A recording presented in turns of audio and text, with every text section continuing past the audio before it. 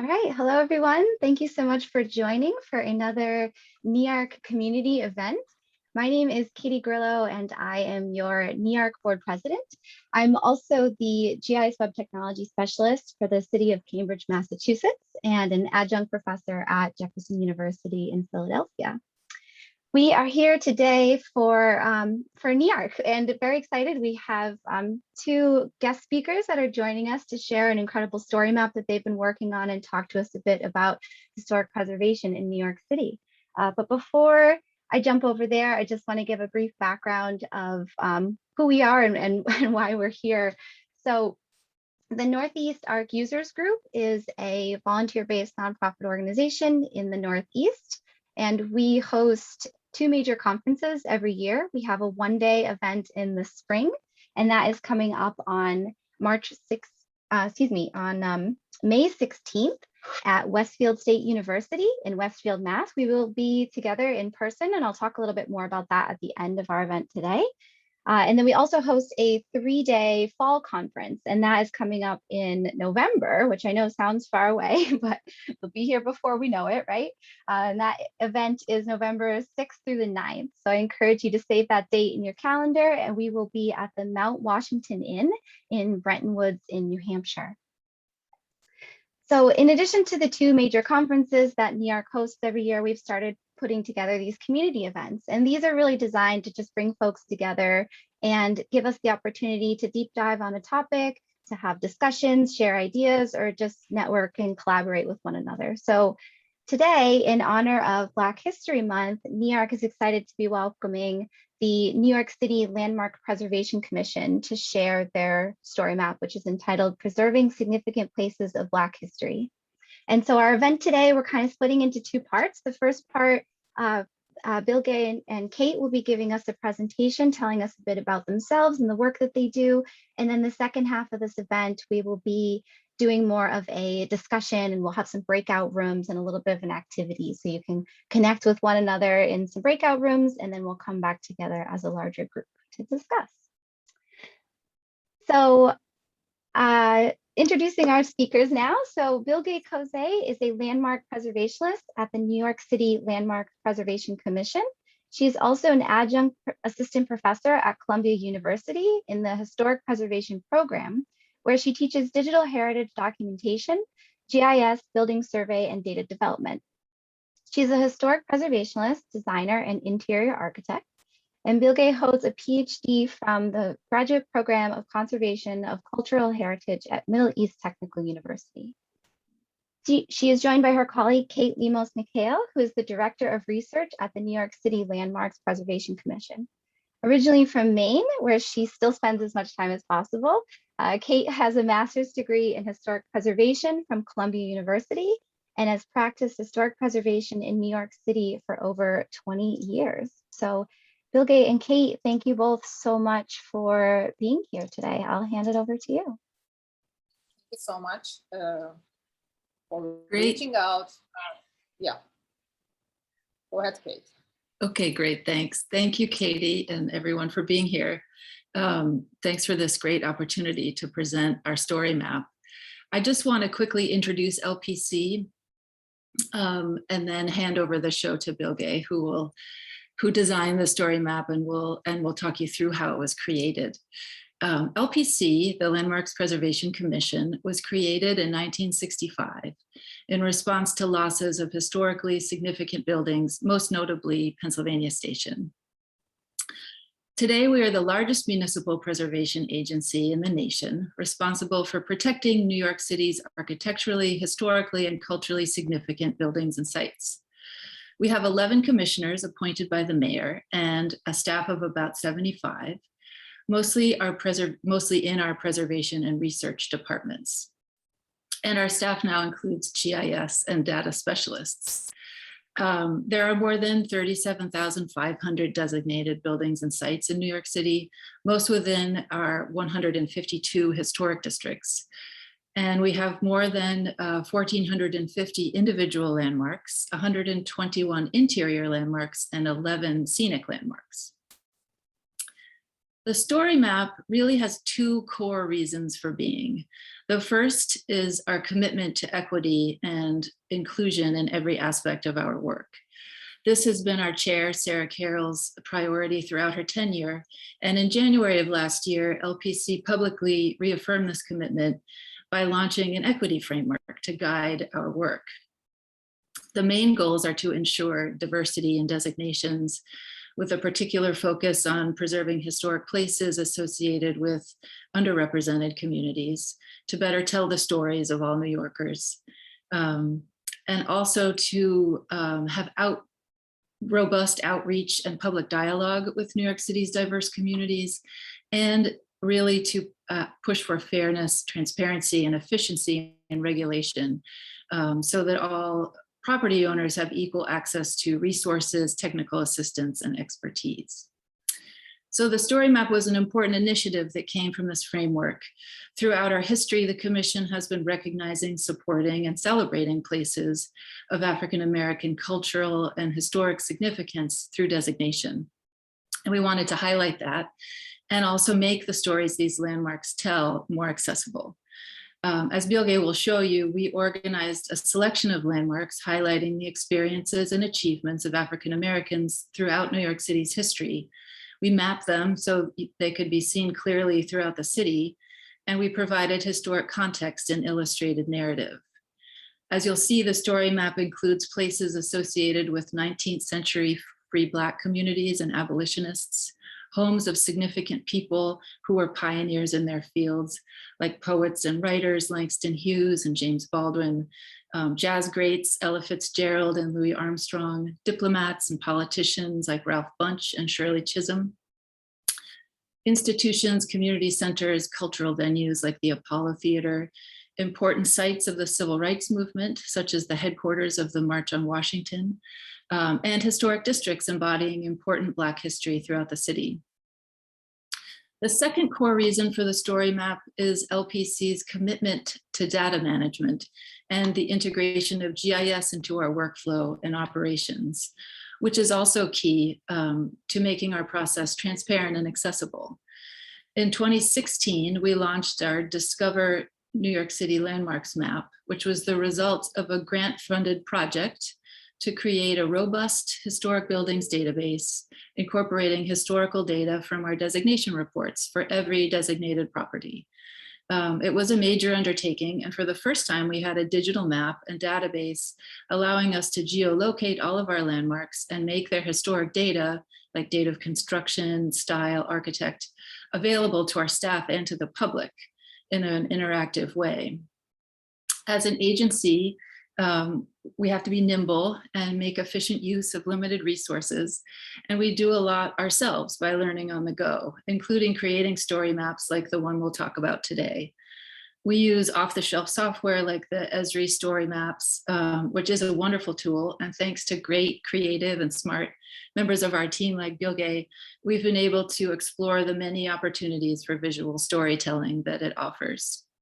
A core of these projects is the data that we create and continue to update. So I just want to stress the importance of that. And with that, I'll turn it over to you, Bilge. Thank you. Thank you, Kate. Good afternoon. Today, I'm going to talk about Landmarks Preservation Commission's story map, preserving significant places of Black history, African-American landmarks and historic districts in New York City, which we first published in February 2021.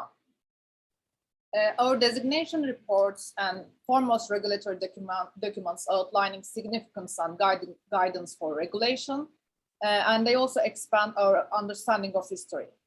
And they have incorporated deeper investigations into historical context over the years. However, because they are regulatory documents, they are more formal and they aren't always very accessible to the wide range of readers, and they don't necessarily connect stories between designations, across boroughs or decades when they were designated.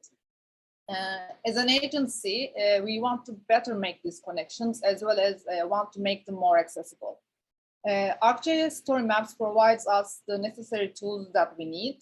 As with our story maps, we are aiming to share the public stories of New Yorkers through designated landmarks and historic districts in an interactive and highly visual way. As a part of this goal, we produced a number of story maps that have condensed stories around various themes. You can find these story maps in our website under Discover, under Story Maps. And for example, I would like to talk a little bit about New York City and the path to freedom.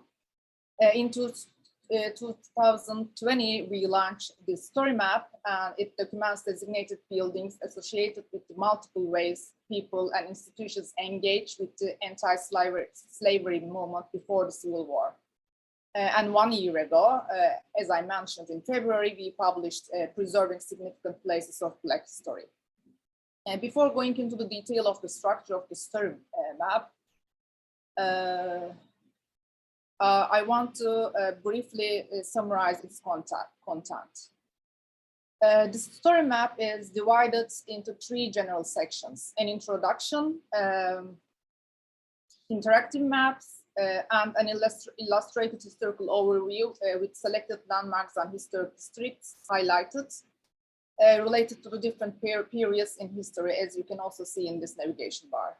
The story map features a selection of landmarks and historic districts designated in recognition of their association with New York City's Black history from before the Civil War through the Civil Rights Movement.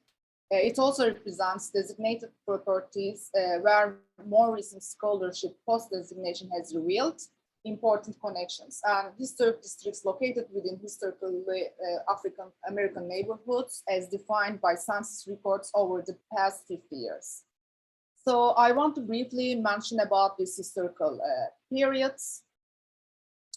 The first is before 1865, the first colonial era through the Civil War. People of African descent have lived in New York City since its earliest European settlement. New York State ended slavery in 1827, and by 1830, New York City had the largest population of free African Americans in the North. This era has important history of the Black communities as well as of enslaved people, and there are many designated sites associated with abolitionists and Underground Railroad. 1865, 1914, the post-reconstruction period in New York City saw advances like the establishment of the NAACP, the introduction of ragtime music to the American public, and early civil rights acts. However, it was also time of systematic racism and segregation, including in schools. 1914, 1945. This was a period of tremendous change and advancement, with the great migration from the South, bringing hundreds of thousands of new residents to the city, the Harlem Renaissance showcasing creative and intellectual talents and becoming a significant cultural center, and other important African-American neighborhoods forming in Brooklyn. 1945-65, the civil rights era's tireless movement to abolish racial segregation and discrimination resulted in the passage of significant civil rights laws. This era also marked by significant advancement and contributions of African Americans in the arts, politics, science, and popular culture. And 1965-1990, which continued into the late 20th century, when we see the first Black woman elected to the Congress and ran for president, Shirley Chisholm, and many other important achievements. So I can say there are different levels of data in the story map, revealing the information about the memorable historical and cultural events, important actors and pioneers, and significant places, all tied to Black history in New York City. And as an agency, we have the complex data sets that we have composed by deriving data from the built environment of New York City, from our designation reports, and also by field surveys, as well as from written and visual resources on the archives and literature for many decades.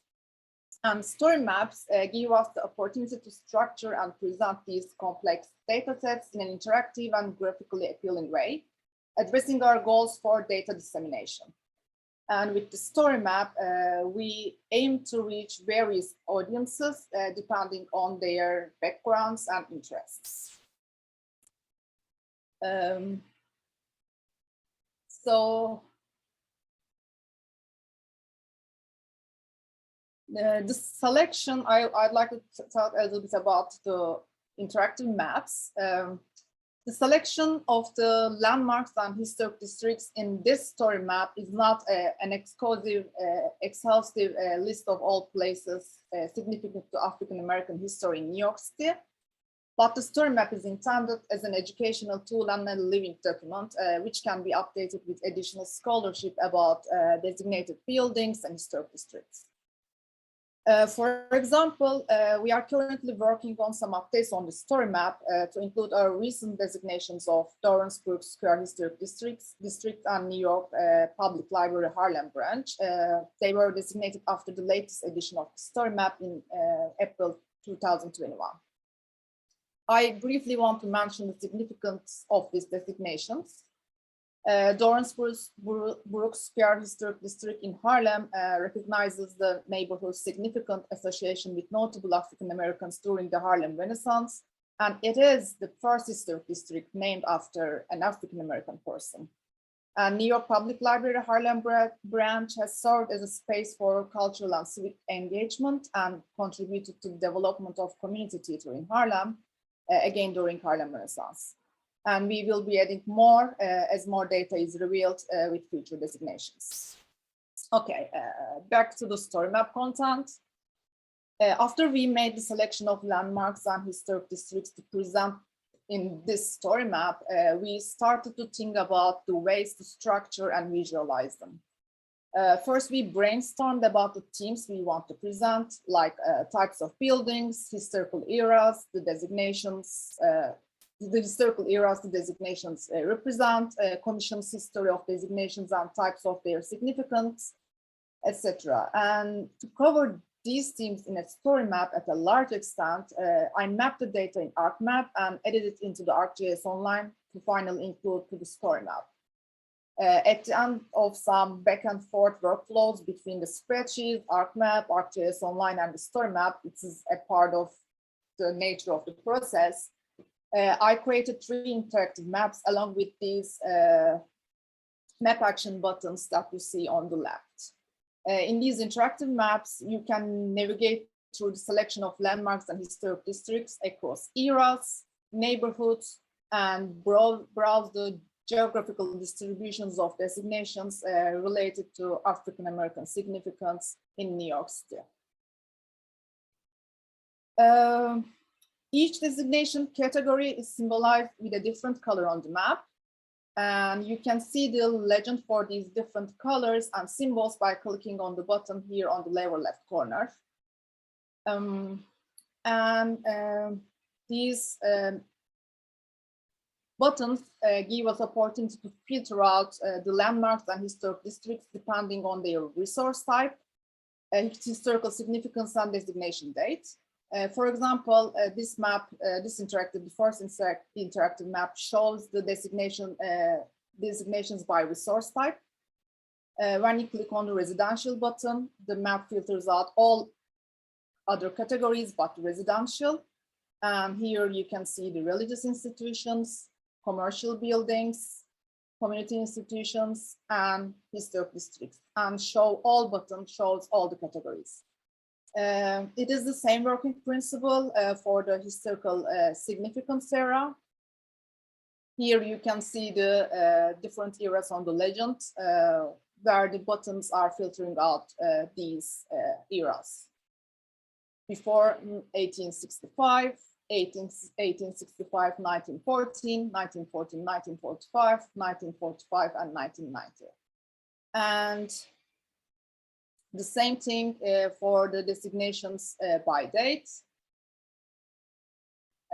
Here, by clicking on different buttons, you can filter the designations by date. We actually have 3 designations after 2021, and we will include Dorransburg Square Historic District and New York Public Library Harlem Branch very soon. We are working on that. And I can say by these interactive maps and these map actions, we were able to group different aspects of our data and visualize it in an interactive way.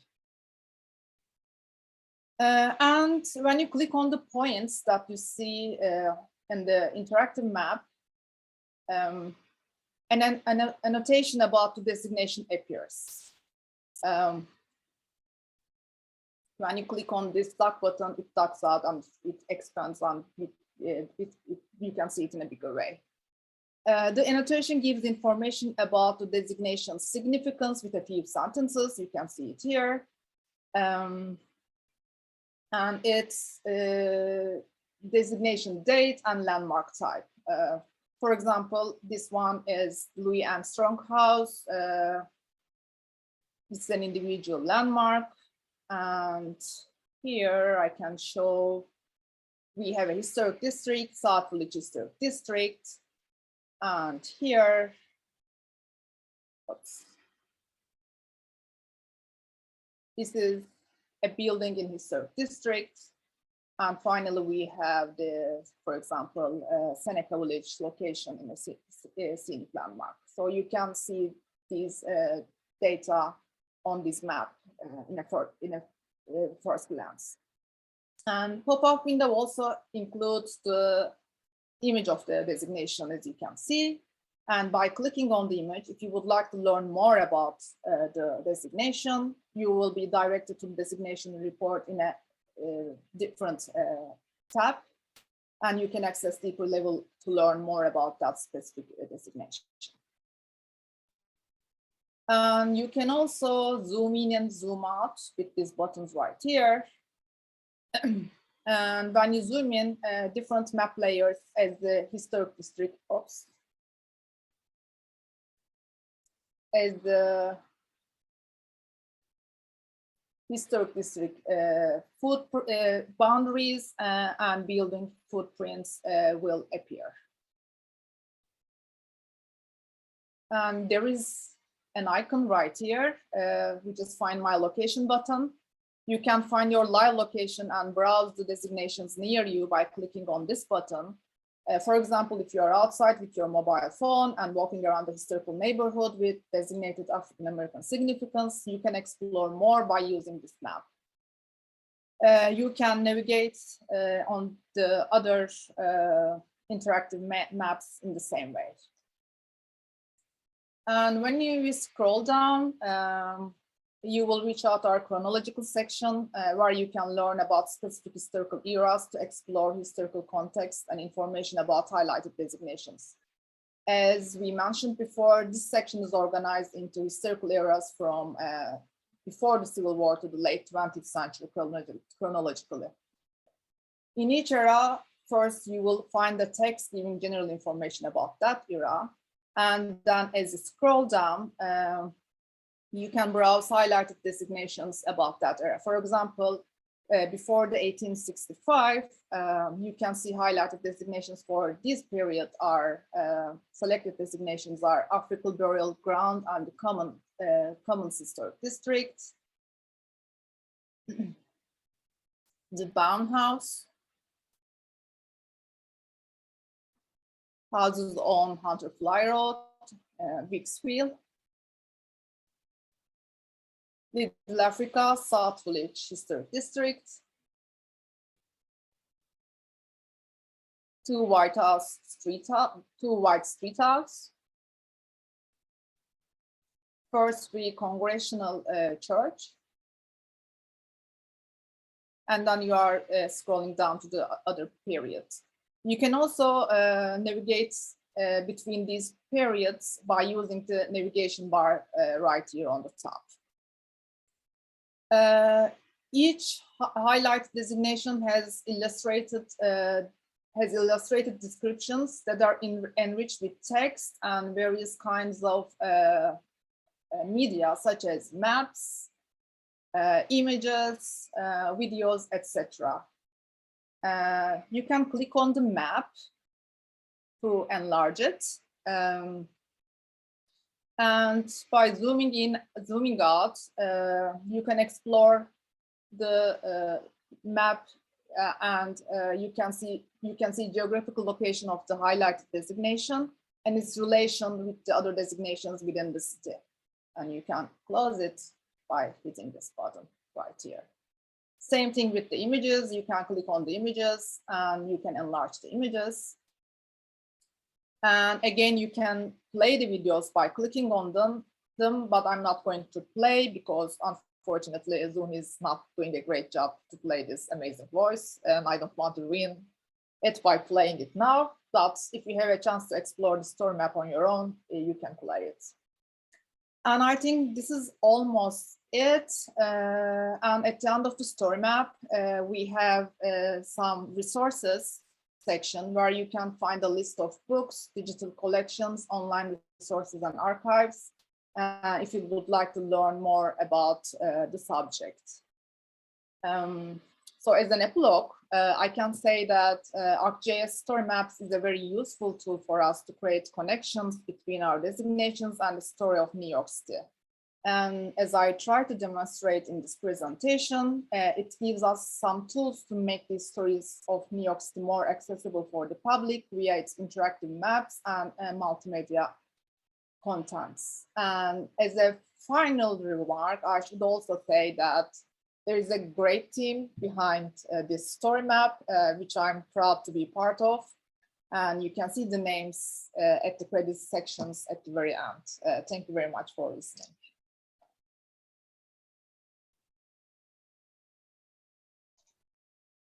Thank you so much, Kate and Bilge, for that. We do have a couple questions, and actually, Robert typed a couple in the chat. Robert, do you want to unmute yourself and ask? Seems like you had a couple questions. Yeah, sure. One's a more general question, and then one more specifically about the GIS objectives of the commission.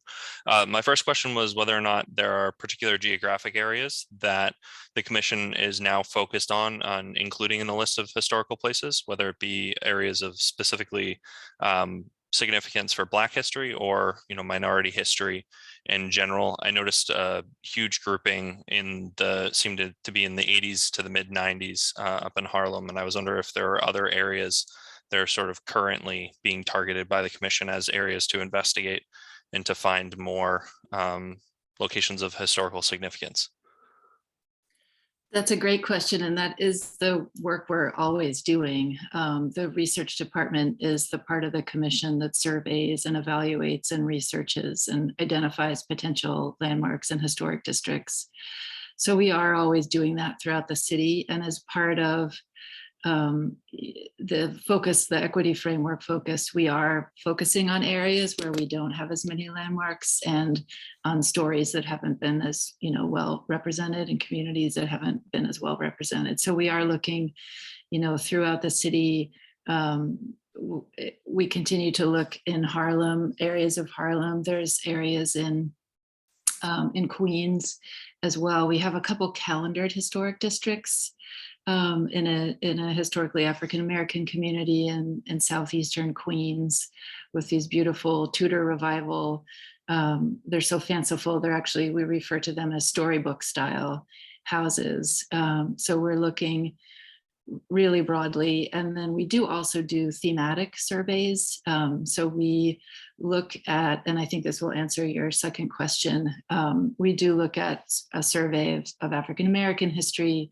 We've been looking at surveys of Chinatown and Chinese American history, LGBTQ history, women's history. So we're always trying to identify potential resources in that way as well. Yeah, definitely. That does answer my second question. I'm from the Boston area, so Chinatown in Boston is one of my favorite places to hang out. And it seems like, mid-block, there's this giant theater that's now a dim sum restaurant and things like that. And I'd love a similar resource to exist in my area to be able to get some more information about those places. Great.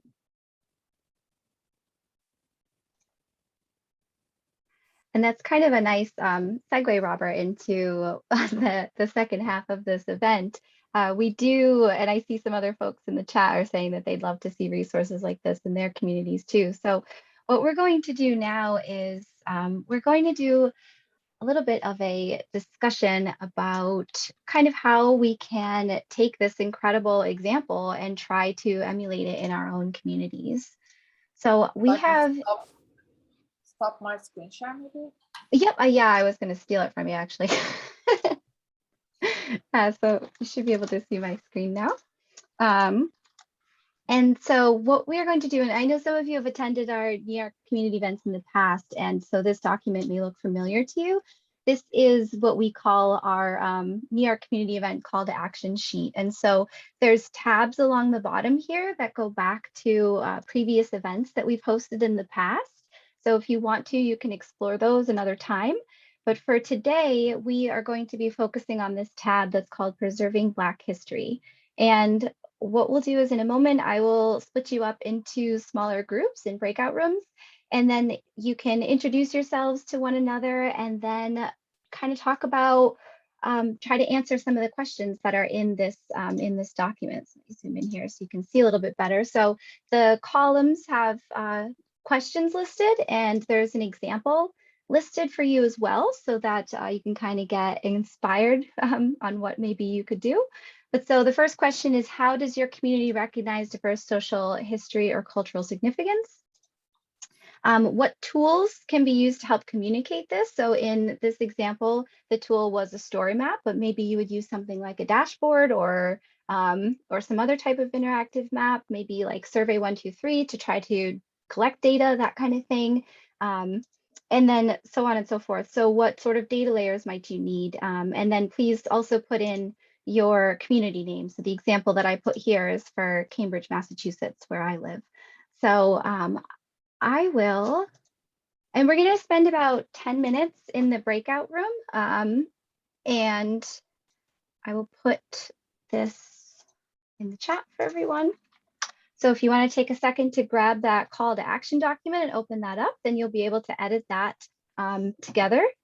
And try to just add maybe one entry per group, and then afterwards we'll come back together and discuss. So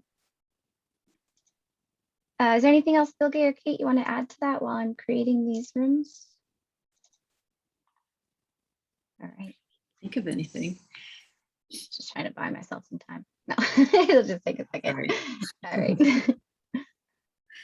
I did see someone asked about if there are QR codes on signage, and as far as I know, there are not, but that's a wonderful idea. And I think, other things we're kind of looking into are doing a kind of heritage trail. Like, for example, in Brooklyn, we have a lot of abolitionist sites and Underground Railroad connections. And so that idea of making your experience in the city, like having more at your fingertips to pull up the history around you, I think is great. And I hope lots of people find cool ways to do that.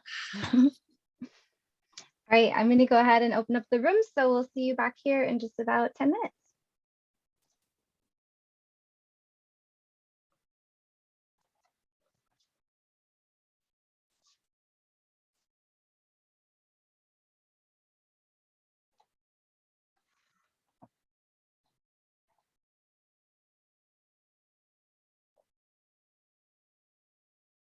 Hi.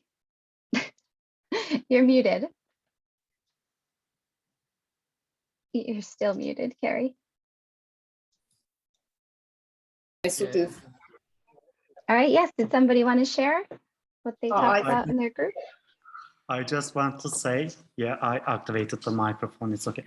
I'm not even in the United States actually, so I don't know if I express my community experience here, it may not mean a lot, but I'm quite I'm impressed with the work that you have done, and it's so amazing, and really congratulations.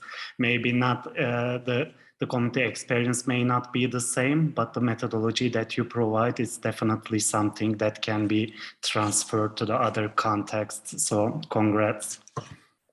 Thank you. Thank you. Where are you located? Sorry? Where are you located? I am in Italy. I'm in northern Italy with the border with France. Thank you.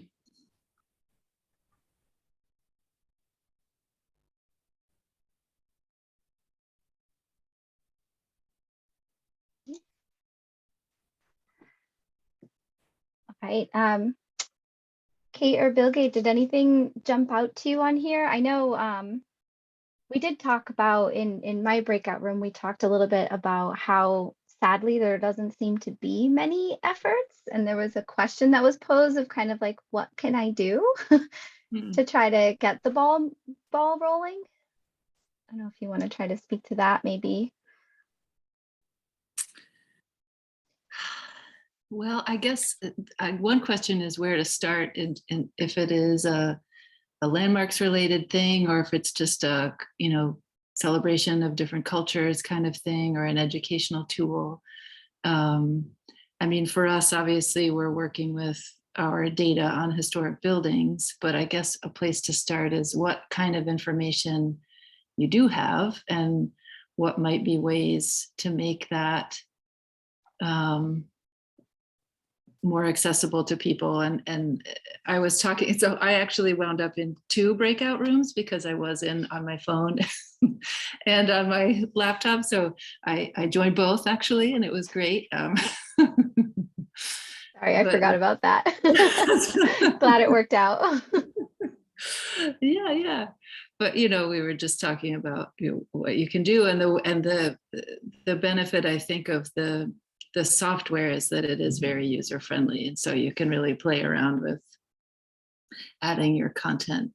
I mean, Bilge really knows what she's doing, but it's also designed for, I think, to be widely usable.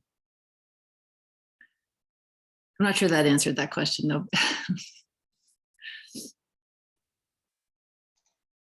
I think there's something too. I mean, when we were talking about the data layers, and the reason that question was added here is because we put in parentheses the living atlas, and that there's a lot more data out there than you might initially think of, right? And maybe it's not all in a digital GIS format, but maybe it's even, I mean, I know just in the city of Cambridge, we have a historic commission, and ironically, our IT department sits right next to our historical department, which I always thought was funny, just kind of like the new and the old together in one space. But they have so many documents, like historic records and that kind of thing, that are not yet digital. So trying to think outside of the box of like, there might be physical records, right, that aren't yet digitized. And so even just thinking about starting there, or going to something like the Living Atlas that does have a rich collection of information from all over. Maybe it's not as detailed for your particular community, but it could potentially be a starting point. Mm-hmm.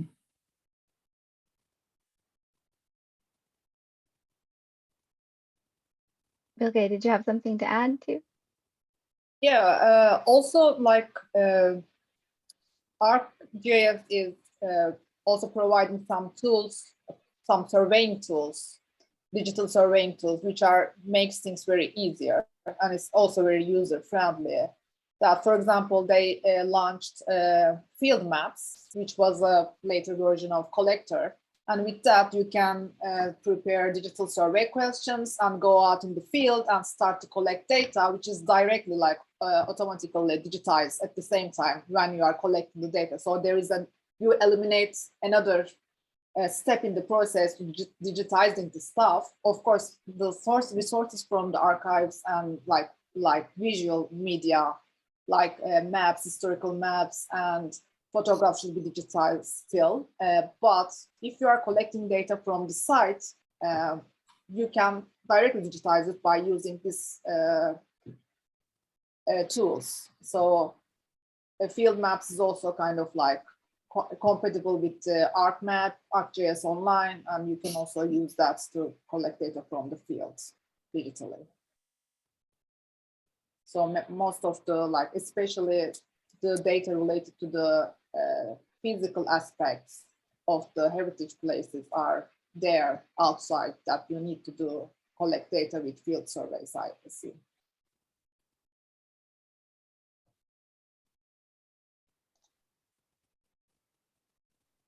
Well, does anybody else have any questions or comments?